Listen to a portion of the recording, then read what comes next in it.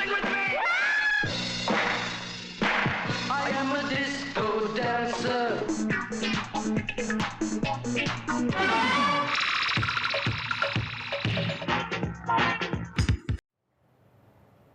नमस्कार, हमारी इस खास पेशकश में आपका स्वागत है। आपके साथ मैं हूं गीता जोशी।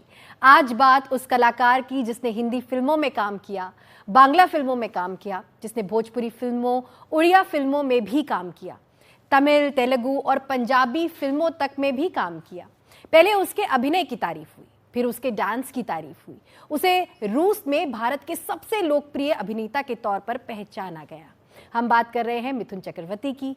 70 के दशक में जब बंगाल के नौजवानों को नक्सल क्रांति लुभा रही थी, तो मिथुन भी उस धारा में शामिल हुए थे और अपनी पहली फिल्म मृग्या में भी उनकी भूमिका इससे मिलती जुलती थी, जिसके लिए उन्हें राष्ट्रीय पुरस्कार से भी सम्मानित किया गया। आज उसी मिथुन चक्रवर्ती को फिल्मों का सबसे प्रतिष्ठित दादा साहेब फाल्के पुरस्कार देने की घोषणा हुई है।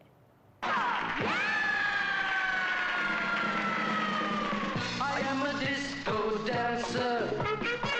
I am a disco dancer. और हैरान है मिथुन चक्रवर्ती।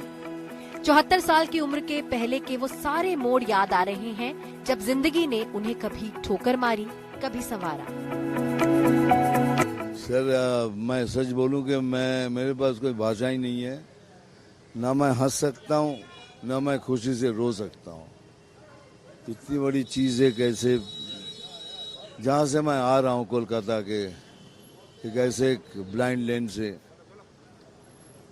फुटपाथ से लड़के इधर आया हूँ। उस लड़के को इतना बड़ा सम्मान मैं सोच भी नहीं सकता। लिटरली मैं बागरूद हो गया।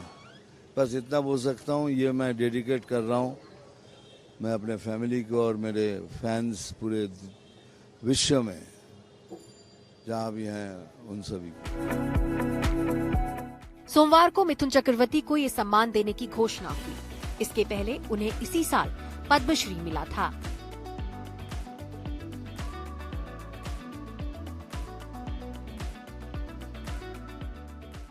मिथुन दा एक ऐसे एक्टर और एक ऐसी पर्सनालिटी है जिन्होंने जीवन में संघर्ष के बाद, बड़े कड़े संघर्ष के बाद अपनी ऐसी पहचान बनाई पूरे सिने जगत में, जो दादा साहेब फाल्के अवार्ड के लिए, लाइफ टाइम अचीवमेंट अवार्ड के लिए आज उनको जो अनाउंसमेंट हुआ है, ये हमारा सौभाग्य है कि मिथुन दा जैसे कर्मठ, जैसे सजग और समाज के प्रति भावना रखने वाले ऐसे एक एक्टर को लाइफ टाइम अचीवमेंट के लिए दादा साहेब फाल्के अवार्ड दिया जा रहा है।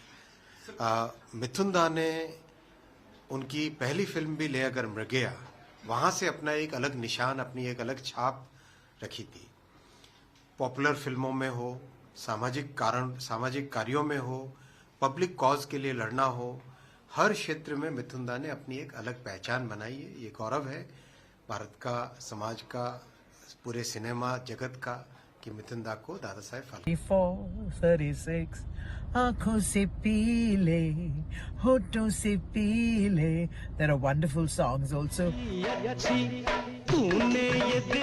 करीब 5 दशक के अपने करियर में मिथुन ने बांग्ला, हिंदी, तमिल, तेलुगु, कन्नड़, ओडिया और भोजपुरी की 350 से ज्यादा फिल्मों में काम किया।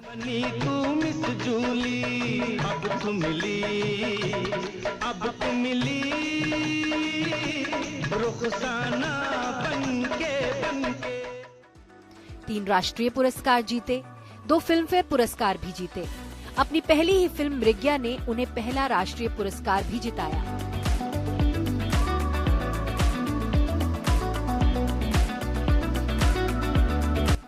लेकिन 1979 में रिलीज हुई फिल्म सुरक्षा ने मिथुन को सुपरस्टार बना दिया और फिर जो हुआ वो भारतीय सिनेमा के सुनहरे पन्नों में दर्ज हो गया। प्रधानमंत्री मोदी ने उन्हें बधाई दी तो उनके दोस्त और फैंस मिथुन को मिले इस सम्मान से खुश हैं। उनका जो काम है वो हमने देखा है।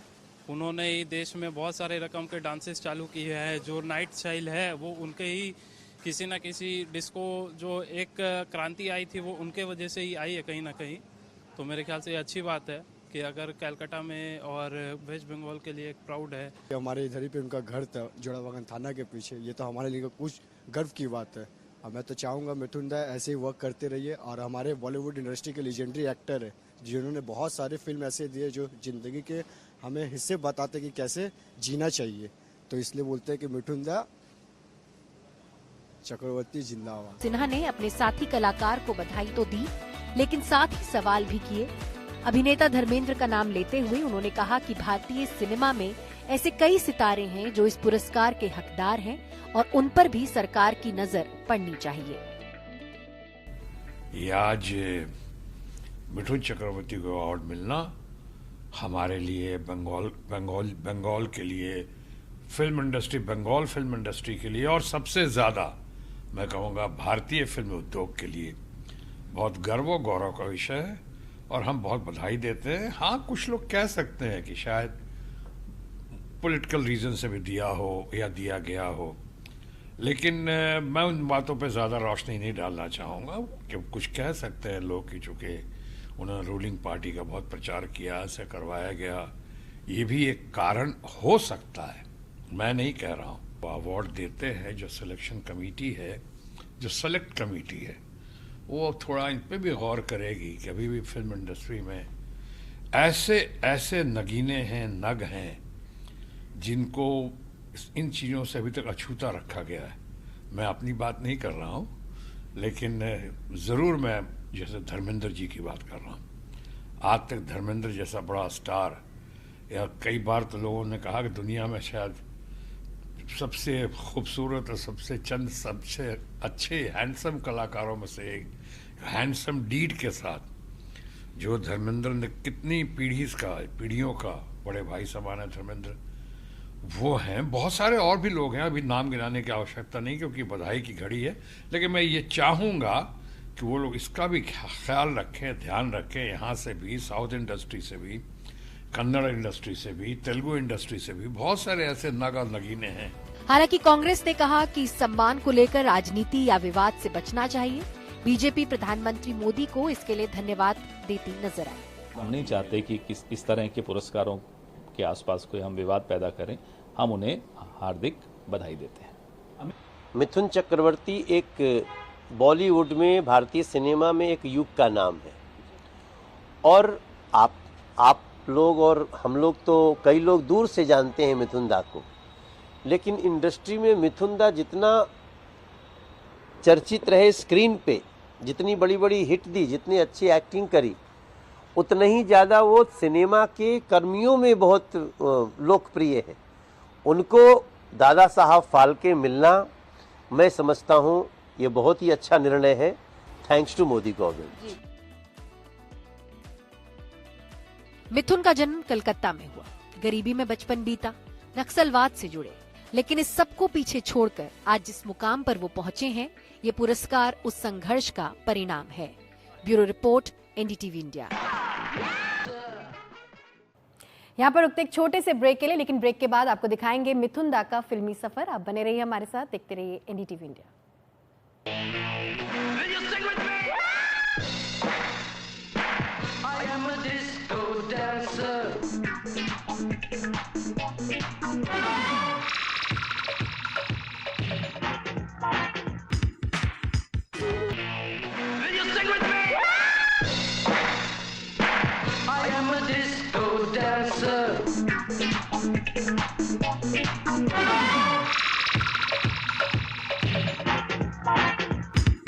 चिकने चुपड़े नायकों की दुनिया मानी जाती है। इस दुनिया में हीरो के रूप में मिथुन का आना किसी करिश्मे से कम नहीं था। बेशक उन्हें संघर्ष करना पड़ा, कई हीरोइंस ने उनके सांवले रंग के चलते उनके साथ काम करने से भी मना कर दिया था, लेकिन एक बार उनका जादू चला तो फिर उन्होंने पीछे मुड़कर नहीं देखा। उन्होंने करीब 450 फिल्मों में काम किया। जलती बुझती बिजलियां, डिस्को का समा,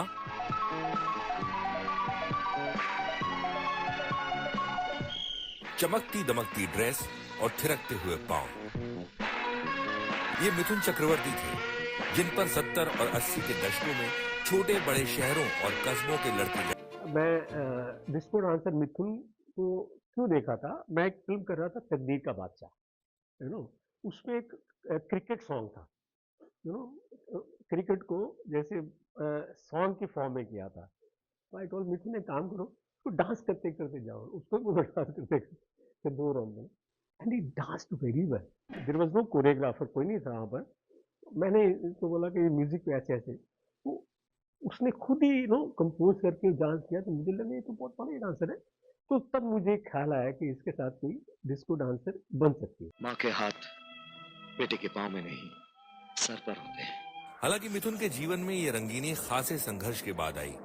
वो बंगाल से आए थे। उन्होंने पुणे फिल्म इंस्टीट्यूट से अभिनय का कोर्स किया। अमिताभ बच्चन की दो अनजाने और ऋषि कपूर की खेल खेल में जैसी फिल्मों में छोटे मोटे किरदार निभाए। उनके करियर का पहला बड़ा मोड़ फिल्म प्रज्ञा के रूप में आया, जिसमें उनके अभिनय की तारीफ हुई और उन्हें नेशनल अवार्ड भी मिला। अपने करियर में उन्होंने 3 नेशनल अवार्ड जीते। इसी साल उन्हें पद्म भूषण से सम्मानित किया गया और अब दादा साहब फाल्के अवार्ड। सच बोलूं कि मेरे पास कोई भाषा ही नहीं है, ना मैं हंस सकता हूं, ना मैं खुशी से रो सकता हूं। इतनी बड़ी चीज है, कैसे जहां से मैं आ रहा हूं कोलकाता के, एक ऐसे एक ब्लाइंड लेन से, फुटपाथ से लड़के इधर आया हूं। उस लड़के को इतना बड़ा सम्मान मैं सोच भी नहीं सकता। लिटरली मैं बागरूद हो गया।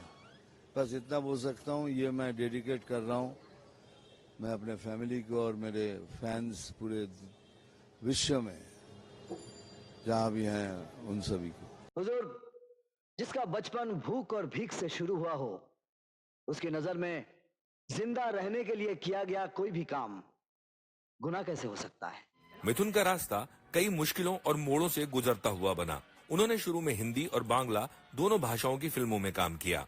कहीं पे मुख्य भूमिकाएं तो कहीं कम बजट की कई अभिनेताओं वाली फिल्में, जैसे फूल खिले हैं गुलशन गुलशन।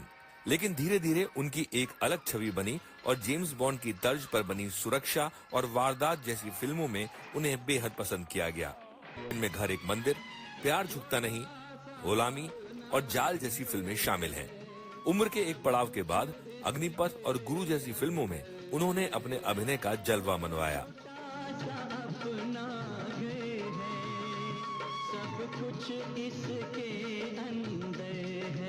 गुरु में उन्होंने रामनाथ गोयनका जैसे किरदार की भूमिका अदा की थी। फिल्म के अलावा मिथुन ने राजनीति में भी कदम रखा और राज्यसभा के सदस्य रहे। वो कई सामाजिक कार्यों में भी सक्रिय रहे हैं। मुंबई से प्रशांत सिसोदिया की रिपोर्ट।